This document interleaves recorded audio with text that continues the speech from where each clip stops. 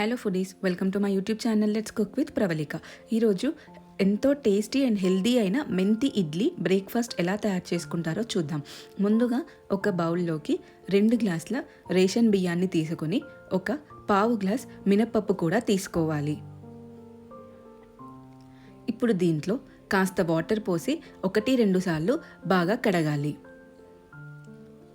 ఇలా రేషన్ బియ్యం అవైలబుల్లో లేని వాళ్ళు నార్మల్ బియ్యం అయినా యూస్ చేసుకోవచ్చు.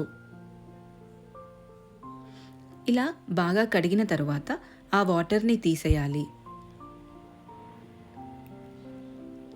ఇప్పుడు దీంట్లోకి మరి కాస్త వాటర్ పోసి ఒక 3 గంటల పాటు నాననివ్వాలి.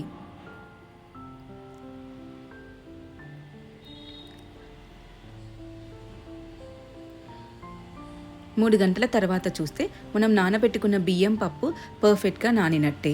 ఇప్పుడు ఒక మిక్సీ జార్లోకి నానబెట్టుకున్న బియ్యాన్ని కొంచెం కొంచెంగా వేసుకోవాలి. దీంట్లోకి ఇప్పుడు 1 కప్పు పెరుగు, 1 టేబుల్ స్పూన్ మెంతుల పొడి వేసుకోవాలి. రుచికి సరిపడా సాల్ట్ని కూడా వేసుకోవాలి. ఈ మన బ్రేక్ఫాస్ట్లో పెరుగు, మెంతుల పొడి అనేవి మెయిన్ ఇంగ్రీడియంట్స్.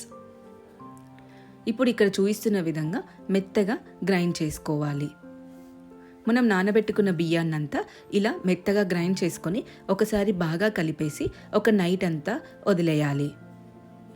ఇప్పుడు మూత తీసి ఒకసారి చూస్తే మనం పెరుగు వేయడం వల్ల పిండి అనేది కాస్త పులుస్తుంది. ఇప్పుడు దీంట్లోకి చిటికెడు సోడా కూడా వేసుకోవాలి.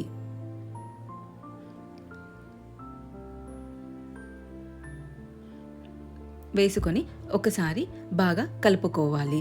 మనకి ఇడ్లీలు వేయడానికి పిండి కన్సిస్టెన్సీ అనేది చెక్ చేసుకుంటూ కాస్త వాటర్ పోసి కలుపుకోవాలి.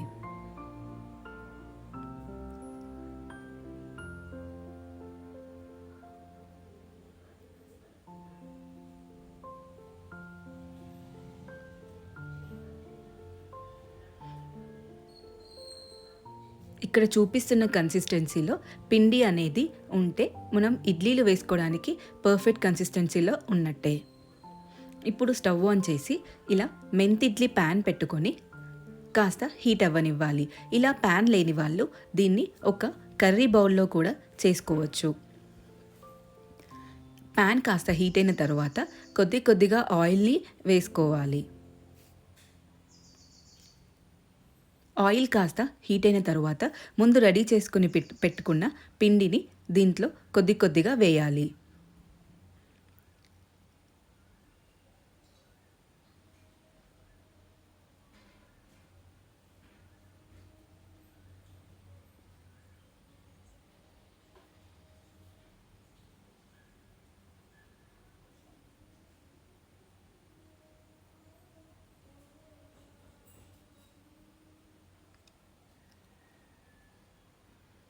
ఇలా వేసుకున్న తర్వాత ఇప్పుడు దీనిపై ఒక మూతను ఉంచాలి.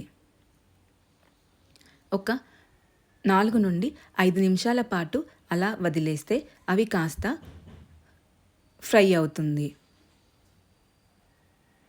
ఇప్పుడు ఒకసారి మూత తీసి చూస్తే ఒకసారి అవి బాగా ఫ్రై అయిపోయినట్టే. అలా ఫ్రై అయిన వాటిని ఇంకోవైపు మెల్లిగా టర్న్ చేస్తూ ఇంకో సైడ్ కూడా ఫ్రై చేసుకోవాలి.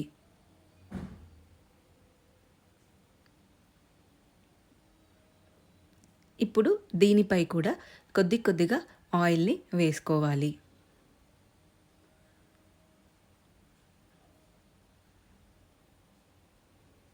ఇప్పుడు ఒకసారి ఇలా టర్న్ చేసి చూస్తే రెండో వైపు కాస్త ఫ్రై అయినప్పుడు తీసేసి సర్వింగ్ బౌల్లోకి సర్వ్ చేసుకుంటే అంతే, ఎంతో టేస్టీ అయిన మెంతి ఇడ్లీ రెడీ.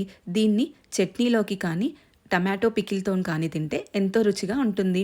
ఇక్కడ ఇరిచి చూస్తే ఇడ్లీ అనేది చాలా స్పాంజీగా టేస్టీగా ఉంటుంది. Thank you.